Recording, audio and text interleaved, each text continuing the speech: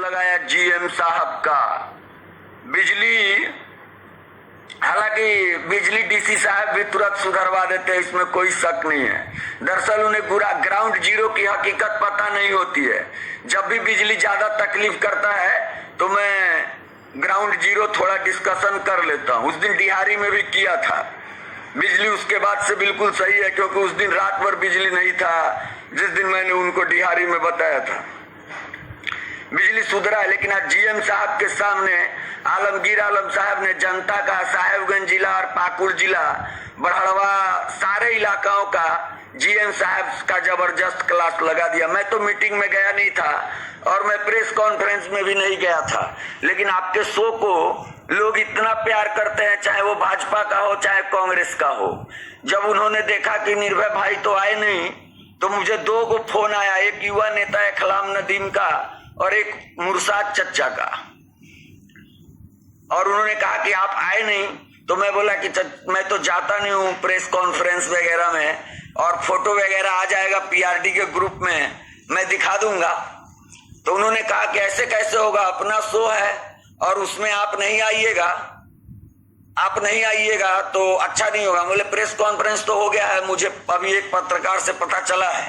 तो बोले कोई बात नहीं, आप आइए। फिर मुझे अब जाना पड़ गया, क्योंकि दर्शक भाई अपने शो का और मंत्री जी वाला बात है, तो हम बोले अच्छा चलो। मैं गया, वहां जितने लोग थे वो निर्भय ओझा से और ज्यादा प्यार करने लगे हैं।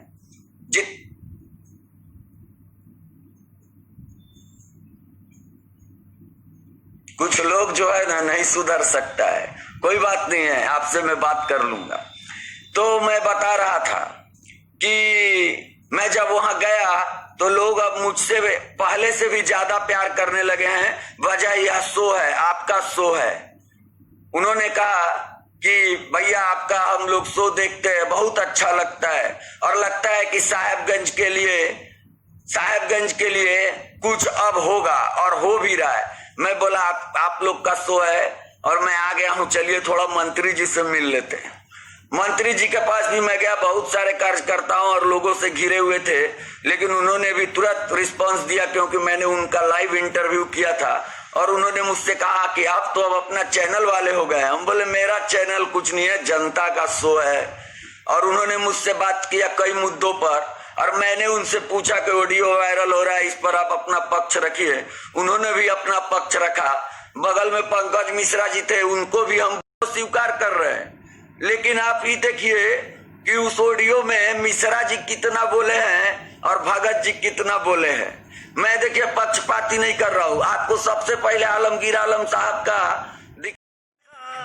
चलो प्रेम की गंगा बहाते चलो, प्रेम की गंगा बहाते चलो।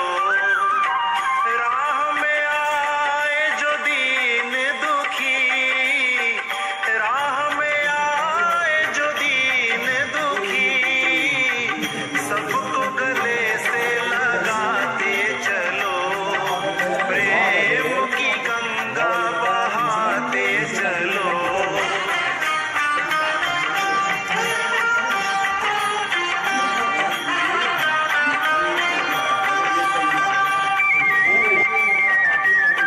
कौन है ऊंचा कौन है नीचा, सब में वो ही समाया, भेदभाव के झूठे भरम।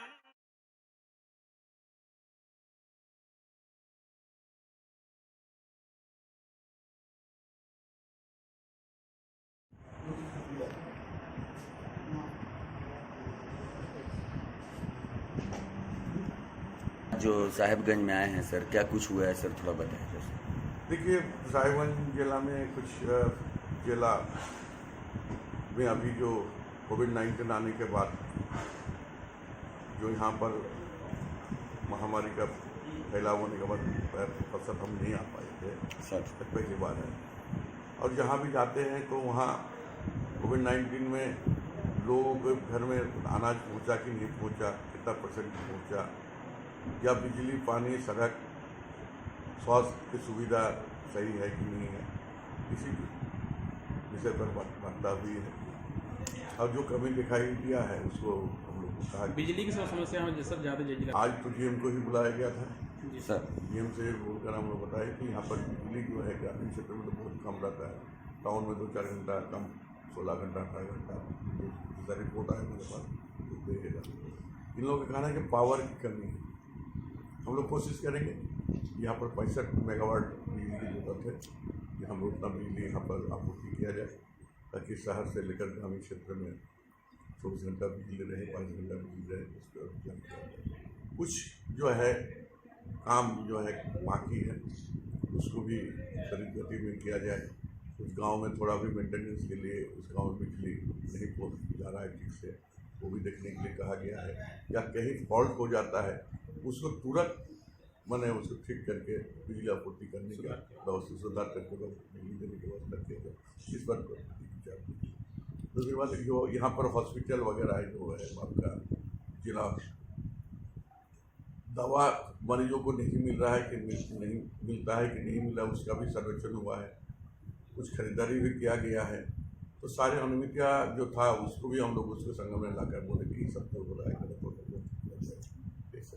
सर आपका ग्रामीण विकास विभाग के द्वारा प्रवासी मजदूर जो वापस आ रहे हैं उसके लिए क्या कुछ योजना है सर? देखिए हमारा यहाँ ग्रामीण विकास के माध्यम से पहले से भी मनरेगा के तहत और दूसरे योजना के तहत काम ग्रामीण क्षेत्र में किया जाता है।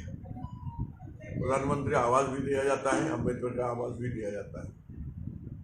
इस बार सबसे ज़्यादा हम लोग लक्ष्य रखे थे कि कोविड-19 के चलते लोगों को रोजगार चला गया था, ग्रामीण क्षेत्र के लोगों को भी रोजगार नहीं मिल रहा था। जो बाहर से हमारे लोग आए थे उसका भी रोजगार की समस्या था। तो पहली बार झारखंड राज्य में 7,62,000 लोगों को जोड़ने की काम हम लोग ने किया है। ऑलमोस्ट 7 लाख लोग जो है आज मनरेगा के तहत 3 योजना पर काम कर रहे हैं। लेकिन हमारा सर्वेक्षण जब आया, ग्रामीण विकास के द्वारा एक सर्वेक्षण हम लोग कराए थे स्किल और अनस्किल लेबर, उसमें देखा गया कि मोर देन 64% जो है वो कुशल हुनर उसमें है, कुशल हुनर। वैसे लोगों को नियोजन करने के लिए एक समस्या है, चुनौती हमारे सामने है। और हम लोग उसके लिए भी एक जो है काम बने कि योजना हम लोग शुरुआत करने जा रहे हैं। वो योजना हम लोग शुरुआत बहुत जल्द हम लोग करेंगे। हम लोगों ने जो इच्छुक व्यक्ति जो बाहर जाना चाहते हैं, ग्राम पंचायत में रजिस्ट्रेशन करके ही वो बाहर जा सकते हैं। जब आपदा या कुछ ऐसा महामारी आ जाता है तो हम लोग को ये भी पता नहीं चलता है कि कौन कहाँ पर है या कैसे उसको लाना है, या कौन जगह पर किसी प्रदेश में कौन गांव में है वो भी जानकारी नहीं रहता है। तो इस बार सरकार ने सिस्टम किया है कि जो जहाँ भी जाए वो अपना रजिस्ट्रेशन करा कर जाए। और हम लोग चाहते हैं कि बाहर के जो लोग बड़े बड़े फैक्ट्री मिल मालिक जो लोग हैं वो लोग हमारे यहाँ के मजदूर को ले जाना चाहते हैं। उससे हम एमओ करा कर यहाँ के मजदूरों को भी देंगे, ताकि उसका खाने पीने से लेकर उसको हैंडसम सैलरी उसको सर देखिए वो गुमानी पुल तो पहले से बना हुआ है, उसके गुमानी पुल के नीचे से कम 12 या 14 बस्ती के लोग, और इधर 12-14 में 3-4 पंचायत, इधर 3-4 पंचायत, 6 पंचायत का आवागमन ज़्यादा होता है। और उसी में स्कूल के बच्चे से लेकर पेशेंट तक और ऐसे ही जो दिनचर्या जो काम होता है वो काम के लिए लोग इधर से उधर जाते हैं, यानी सैकड़ों नहीं हजारों लोग जाना करता है। तो हम लोगों ने पहले कहा था कि जैसे उसका है आप लोग जो करना है कीजिए, लेकिन आने जाने में कठिनाई नहीं। लेकिन जिस तरह वो लोग बना रहा है उससे जल जमाव भी रहेगा, और जो बच्चियाँ स्कूल जाते हैं, बच्चियाँ स्कूल जाती हैं, उसको आना जाने में दिक्कत हो रहा है। पेशेंट को लेकर इमरजेंसी काम होगा, जाने आने में तकलीफ है। इसलिए हम लोग से